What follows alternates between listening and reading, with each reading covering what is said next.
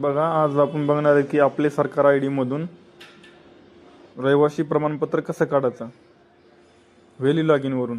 तर बघा, सर्वात प्रथम तुम्हाला आपले सरकार.com या वेबसाईटवर यायचं आहे, महा ऑनलाईनवर.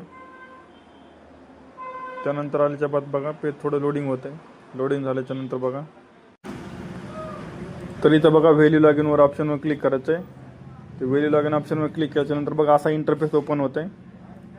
तर इथं बघा तुमचा आय डी आणि पासवर्ड टाकून घ्या. त्याच्यानंतर लॉग इन या बटनवर क्लिक करा. तर लॉग इनवर क्लिक केल्याच्यानंतर ओके करा. ओके केल्याच्यानंतर बघा इथं थोडं पेज लोडिंग होते. तर तुम्ही बघा आता महा ऑनलाईनच्या पोर्टलवर लॉग इन झाला आहेत. तर इथं बघा तुम्हाला इथं सर्च करायचं आहे रेसिडेंट RESI. एवढं जरी सर्च केलं तर त्यानंतर बघा तुम्हाला इथं 2 नंबरचं ऑप्शन आहे रेसिडेंट सर्टिफिकेट. त्या ऑप्शनवर क्लिक करा. त्याच्यानंतर क्लिक केल्याच्यानंतर बघा पेज थोडं इथं लोडिंग होते. लोडिंग झाल्याच्यानंतर बघा इथं तुम्हाला तर नंतर इथं बघा तुम्हाला ते कोणते प्रमाणपत्र कागदपत्राची आवश्यकता आहे रहिवासी प्रमाणपत्र काढण्यासाठी ते दाखवत आहे.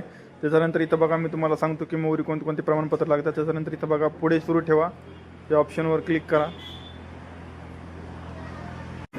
तर रहिवासी प्रमाणपत्र इथं काढण्यासाठी इथं बघा ऑप्शन आले रहिवासी प्रमाणपत्र. इथं बघा संबोधन. इथं बघा कुमार, कुमारी, वकील, श्री, श्रीमती, सौभाग्यवती.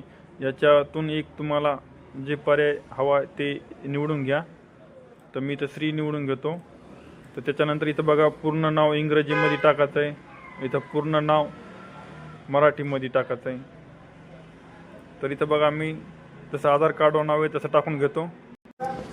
तर इथं बघा नाव टाकल्याच्यानंतर इथं बघा तुम्ही संबोधन पुन्हा इथं निवडून घ्यायचं आहे खाली. त्याच्यानंतर बघा तुम्हाला इथं वडिलाचे इंग्रजीमध्ये नाव टाकून घ्यायचे. पुन्हा इथं लगेच वडिलाचे मराठीमध्ये नाव टाकून घ्यायचं आहे. तर मी ते नाव टाकून घेतो, नंतर दाखवतो.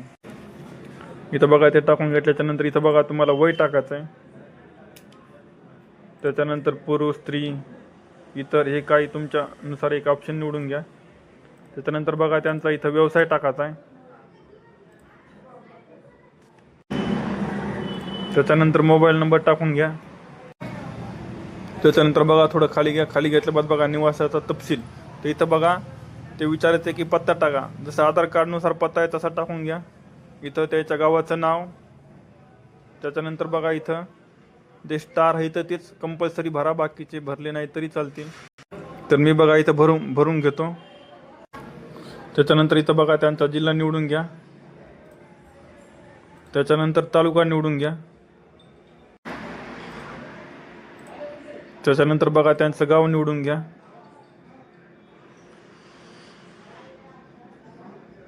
त्याच्यानंतर बघा पिनकोड निवडून घ्या. आणि इथं बघा तुम्हाला विचारित आहे की या पत्त्यावर केव्हापासून राहतात.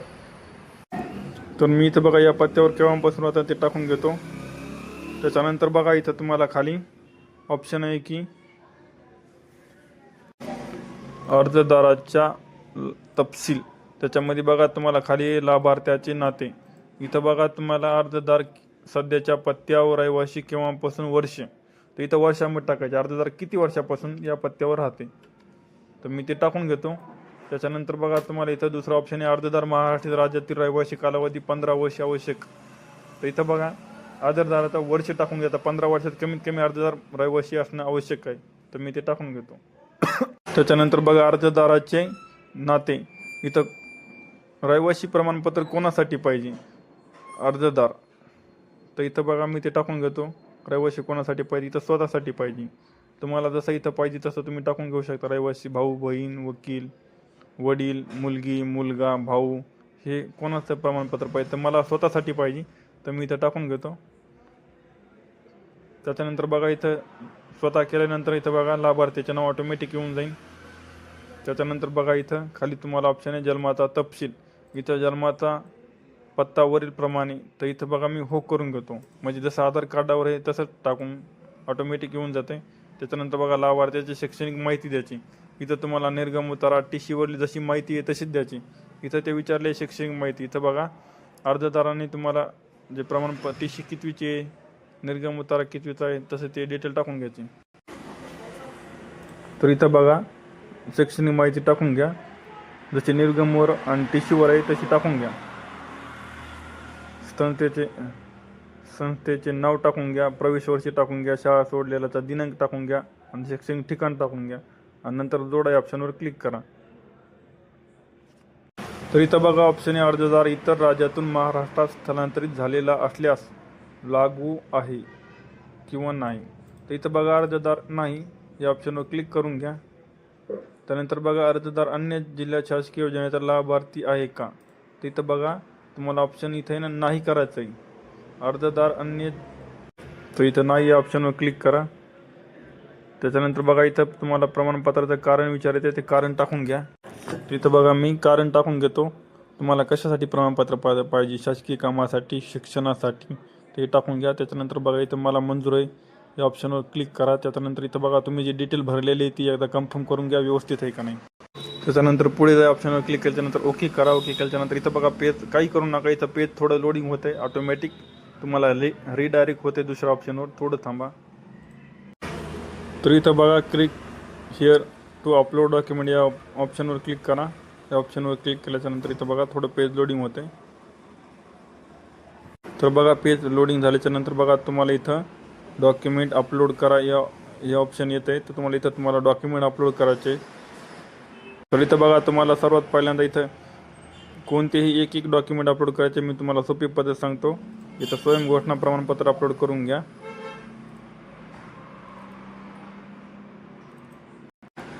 त्यानंतर बघा मी इथं अपलोड केलं आहे. त्याच्यानंतर बघा 8 डॉक्युमेंट या ऑप्शनवर क्लिक करा.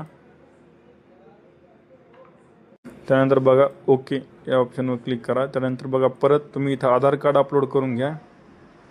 तर मी आधार कार्ड अपलोड करतो. चूज फाईलवर क्लिक करतो. त्याच्यानंतर इथं बघा आधार कार्ड अपलोड करतो. इथं पुन्हा बघा ऑप्शन आहे की 8 डॉक्युमेंट, ह्या ऑप्शनवर क्लिक करा.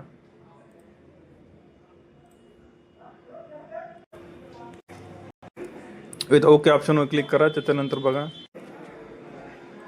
तर इथं बघा मी इतर या ऑप्शनवर क्लिक करतो. त्याच्यानंतर बघा तुम्हाला जर डॉक्युमेंट जर इथं जर नेम जर नसेल तुमचा निगम उतारा अपलोड करायचा असला तर तुम्हाला जर ऑप्शन नसलं तर इथं बघा इतर ऑप्शनवर क्लिक करायचं. त्याच्यानंतर बघा इथं संबंधित डेटा दस्तावेजचा इथं नाव टाकायचं आहे, निर्गम उतारा. त्याच्यानंतर इथं बघा ओके चूज फाईलवर क्लिक करायचं आहे.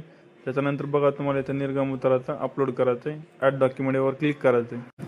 त्याच्यानंतर बघा इथं तुम्हाला राशन कार्ड एक अपलोड करायचं आहे. तर मी करून घेतो, नंतर तुम्हाला दाखवतो डॉक्युमेंट कोणकोणते अपलोड केले. तर इथं बघा सोपं ऑप्शन आहे. इथं तुम्हाला आधार कार्ड, राशन कार्ड, TC किंवा निर्गम उतारा आणि सेल्फ डिक्लेरेशन हे अपलोड करायचे आहे. हे 4 डॉक्युमेंट अपलोड करून तुम्ही रहिवासी प्रमाणपत्र. त्याच्यानंतर बघा इथं कंटिन्यू ऑप्शन आहे, कंटिन्यू ऑप्शनवर क्लिक करा. त्याच्यानंतर पेज थोडं लोडिंग होते. लोडिंग झाल्याच्या नंतर इथं बघा तुम्हाला ऑप्शन येत आहे की छायाचित्र अपलोड करा, या ऑप्शनवर क्लिक करा. त्याच्यानंतर इथं बघा कस्टमरचा फोटो अपलोड करून घ्यायचा आहे तुम्हाला. त्याच्यानंतर इथं बघा थोडं खाली घ्यायचं आहे, तिथं छायाचित्र जोडा या ऑप्शनवर क्लिक करा. चूज फाईलवर तिथं ते फोटो अपलोड करा. त्याच्यानंतर इथं बघा फोटो येते कस्टमरचा, इथं अपलोड करा या ऑप्शनवर क्लिक करा. त्याच्यानंतर बघा फेस डिटेक्ट झालेला आहे. त्याच्यानंतर बघा पेज थोडं लोडिंग होते ऑटोमॅटिक आणि इथं बघा तुम्हाला ऑप्शन येते पुढे सुरू ठेवा, या ऑप्शनवर क्लिक करा. त्याच्यानंतर बघा इथं पे नाव, व्हॅली अकाउंट पे हे नाव या ऑप्शनवर क्लिक करा. त्याच्यानंतर पेज थोडं लोडिंग होते.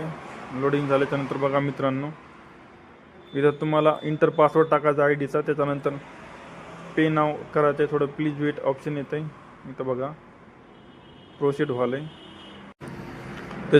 त्याच्यामध्ये बघा तुम्हाला ऑप्शन सुरू झाल्याच्यानंतर बघा पुढे सुरू ठेवा या ऑप्शनवर क्लिक करा.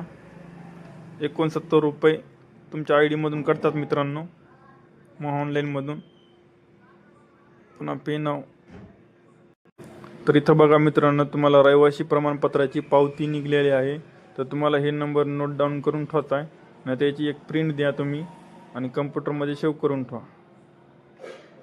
ही पावती आलेली आहे तुम्हाला रहिवासी प्रमाणपत्राची, याची तुम्ही एक प्रिंट काढून ठेवा.